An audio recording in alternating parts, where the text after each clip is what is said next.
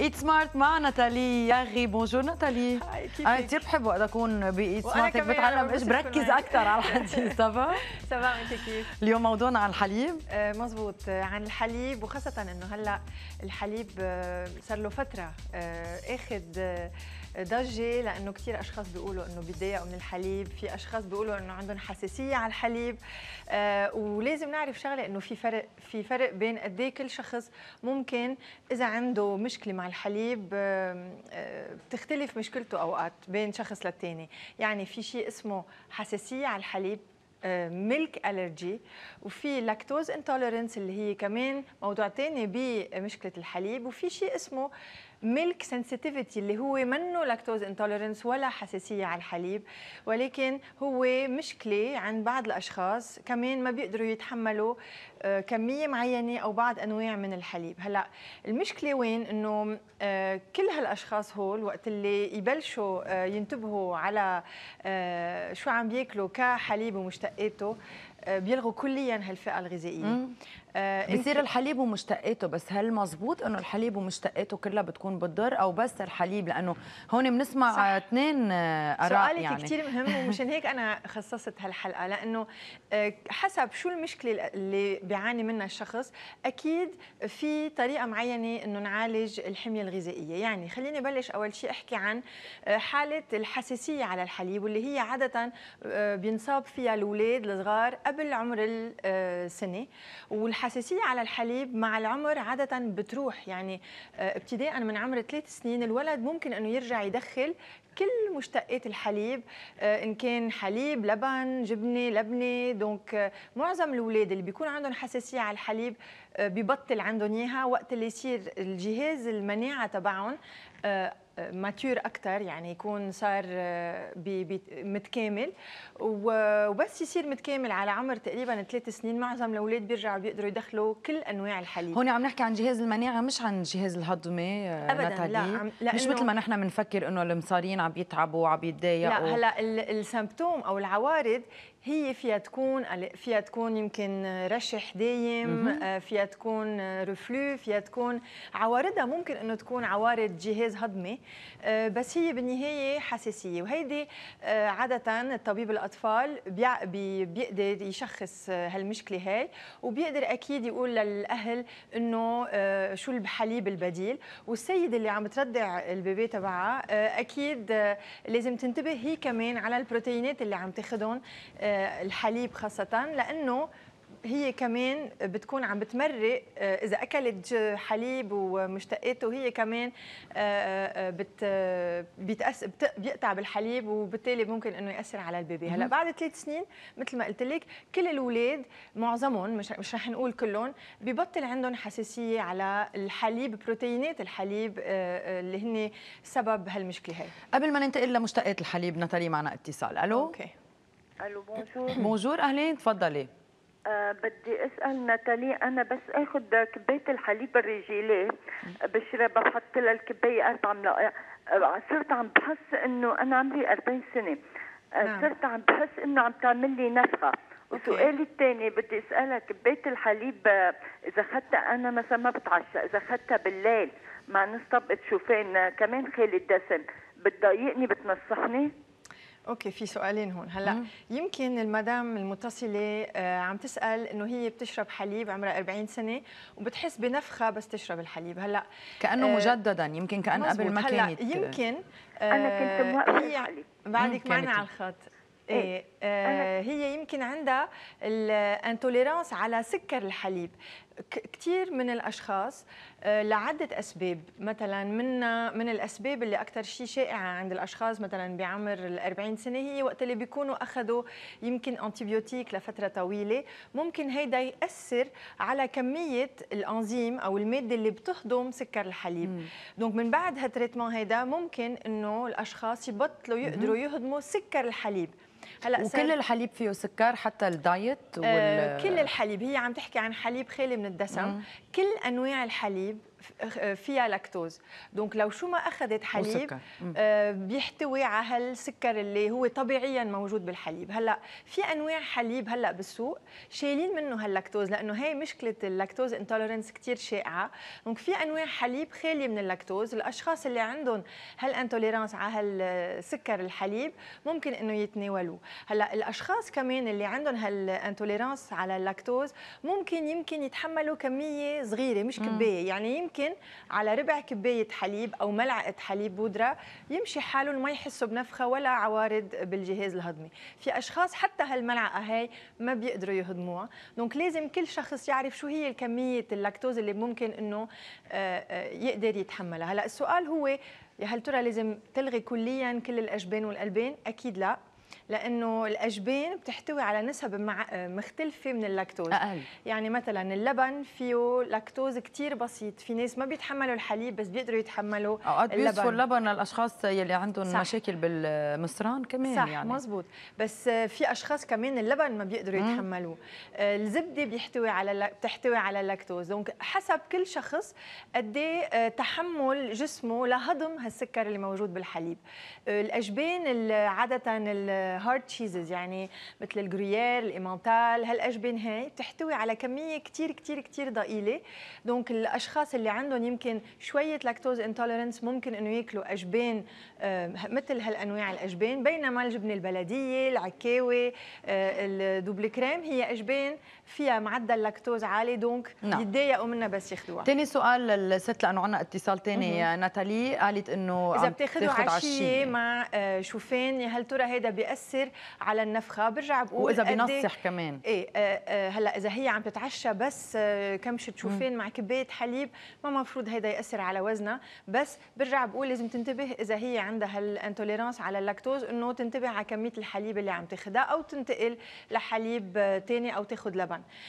هلا النوع الثالث قبل ما ناخذ الاتصال هو السنسيتيفيتي على البروتين تبع الحليب. هالاشخاص هول كمان عندهم عوارض، ممكن انه يكون الرجي، ممكن انه يكون سينوزيت اوقات، لانه هن عندهم نوع من مناعه الجسم ما بتكون سبيسيفيك على البروتين، ولكن بتكون بيتاثروا بمناعه بتتاثر ولكن لحد معين. وهالاشخاص هول لازم يتبعوا نظام غذائي معين. هلا انا بس بحب اقول شغله للاشخاص اللي ما عندهم حساسيه وما عندهم لاكتوز انتولرنس، انه ما يعملوا تيستات عشوائيا، لانه في فحوصات معينه، فحوصات دم معينه ممكن انه تساعدهم توجههم اذا ايه او لا عندهم هيدي نقطة كثير مهمة يا ناتالي، وكثير الناس يمكن اوقات عم بيكون في شوية اغلاط فيها، رح بنحكي عنها، بس خلينا ناخذ الاتصال. الو الو الو اهلا وسهلا، تفضلي. بونجور. بونجور، تفضلي. معك كاتيا. تفضلي كاتيا. كنت حابة اسأل مدام ناتالي التالي. حسب دراسات الجديدة بيقولوا انه الحليب البقر معمول لبيبي البقرة ومش للبني ادم. هاي اول سؤال. ثاني سؤال، مثل ما كنت عم تحكي تفضلتي وقلتي انه اكثرية الناس صار عندهم يا انتولرنس يا الرجيز على الحليب او على اللاكتوز. في دراسات بتقول انه الاكل اللي عم يعني العلف اللي عم بيعطوه للبقر بهالايام صار اكثريته اصطناعي او كيماوي، ومن هيك البني ادم جسمه ما بقى عم بيتحمل هالماده هاي. بورتان قبل يعني بايام جدودنا وقبل كمان كانت البقره ترعي طبيعي وما كان فيها البروبلمز. انا عم بعرف من حالي انه انا ما فيني اخذ مشتقات حليب بقر، بس فيني اكل حليب معزه، لبن معزه، لبنه معزه، واكيد حليب المعزه مش طيب بالكافي، بس انه بتجنب الحليب بالقهوه لانه جسمي ما بيتحمل هالماده بقى، مع انه ما عندي لاكتوز انتولرنس ولا الرجي. بس شو بيصير فيي؟ بيتجمع البلغم ازلك بالراس وبينزل على المعده بسرعه وبيصير عندي اندايجستشن، ووقت اوقف البقر ما بيعود عندي هالظاهره. دونك في شيء منه مزبوط نعم. لازم يكون، والا نعم. ما بيكون انا الوحيده، يعني انا مش الوحيده، أكيد. ما بيكون انا اختبرتها بحالي. فعلا هيك عم بيصير بيصير بالموضوع. شكرا لاتصالك، فعلا هيك عم بيصير، عم تنتشر هلا شوي هي هالظاهرة. بروبلمون عندها هالميلك كاوز ميلك سنسيتيفيتي، لانه ما عم تتحمل غير انواع حليب، ولكن بروتينات الحليب ما عم تتحملهم، ما عندها الرجي، لانه عوارض الالرجي ممكن انه يكونوا مثل حيلا الرجي ثانيه. هلا سالتني اذا خصوا بعلف الحليب البقر عاده وقت اللي البقره بتكون عم تاخذ يمكن علف مش طبيعي. هلا مزبوط، ممكن انه السنسيتيفيتي اللي عندها اياها ما تكون على البروتينات الحليب البقر، ولكن على شو اكلت بالنهايه، لانه كل شيء بيقطع بالحليب. هلا شغله لازم تنتبه لها، انه مش بالضروره تلغي كليا هالحليب من حياتها، منشتقات الحليب. الحليب اكيد اذا عم بيضايقها لازم توقفه. مشان هيك الحميه الغذائيه لازم تكون ادابتي لكل شخص. يمكن اجبان معينه تتحملها اكثر من اجبان لحتى ما ينقصن فيتامينات. وين هيدي منا مشكله صحيه ممكن انه تاذي على المدى الطويل، بس الغاء فئه معينه اللي هي اجبان والالبان لفتره طويله، هيدي ممكن انه تؤدي ل يمكن ترقق بالعظم على عمر معين.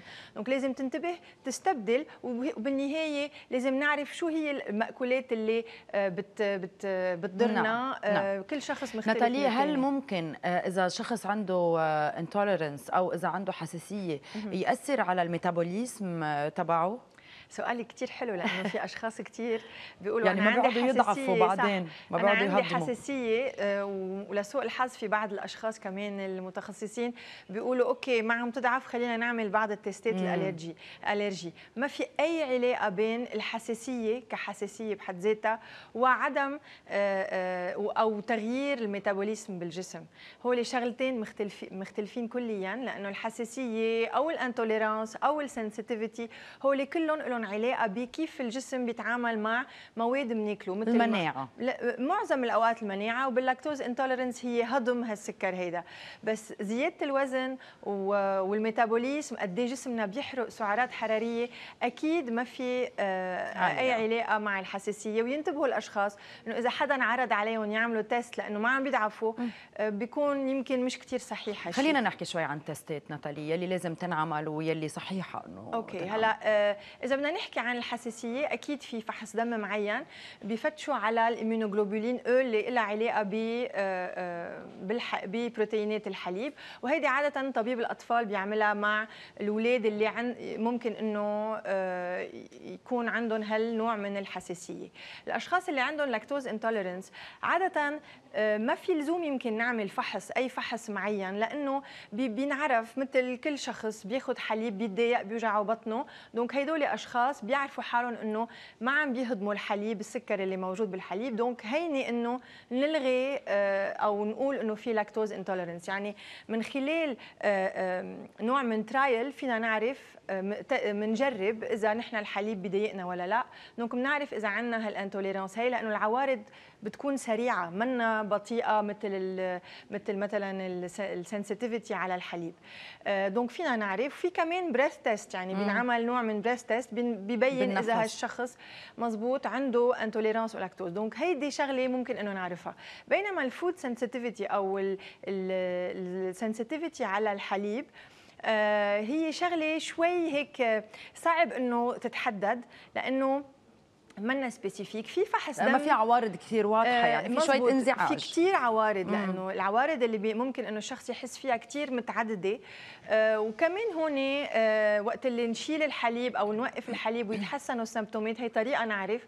وطريقه ثانيه في فحص دم معين بينعمل باللابوراتوار، ممكن انه ينعرف اذا هالشخص عنده ايه او لا هالسنسيتيفيتي. عندنا اتصال كمان. الو بونجور رانيا. بونجور، اهلين. معك ميشا. تفضلي ميشا. ميرسي. بس بدي اسال ناتالي، انا ما باخذ ابدا حليب، ما في شم ريحته، يعني كثير بنزعج منه. بس بدي اعرف قد ايه الكميه اللي لازم اخذ مثلا اجبان او البان. قد ايه عمرك ميشا؟ 40. اوكي. هلا اكيد في اشخاص ما بيحبوا الحليب او عندهم حساسيه او طعمه الحليب يمكن ما بيحبوها ابدا. هلا في اكيد بدائل للحليب اللي هو اللبن. إذا الشخص ما بيقدر ياكل لبن لسبب معين ممكن إنه يستبدلها بالأجبان، لأنه هي هالفئة هي بتحتوي على أكثر معدل كالسيوم بكل المأكولات اللي ممكن إنه ناكلها. هلا في سيدة قبل اتصلت عم تقول إنه الحليب البقر مش لإلنا لغير يمكن سبيشيز، بس بالنهاية نحن عم ناكل جبنة، نحن عم نستفيد من هالمنتجات الغذائية، ليش لا؟ المهم إنه نكون عم نستبدل الحليب بكمية معينة من الأجبان. في كمان بالخضره، في بالمنتجات النباتيه في كمان كالسيوم، بس المعدل الكالسيوم اللي موجود بمثلا السبانغ، كمان بالسمسم، باللوز، صحيح بيحتوي على كميه مهمه من الكالسيوم، بس بدنا ناكل كميه كثير كبيره تناخذ نفس كميه يمكن اللي حابه ميشا تعرفوا انه مثلا الجبنه قد ايه لازم تاخذ، وهي قد ايه عايزه اساسا كميه؟ هي عايزه بالنهار ل3 حصص يوميا، يعني اذا ما اخذت حليب يوميا وكلنا ما بننتبه يمكن لهالنقطه هي.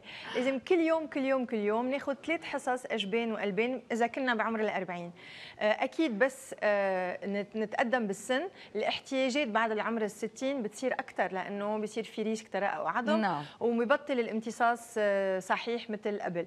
دونك بحاجه ل3 حصص يوميا. لازم يكونوا قطعتين جبنه 3 مرات بالنهار تقريبا. هذا المعدل بسيطه منا كثير صعبه، او 3 كوبايات لبن او ملعقتين كبار لبنه. دونك هيدي هي الحصه بالاجمال.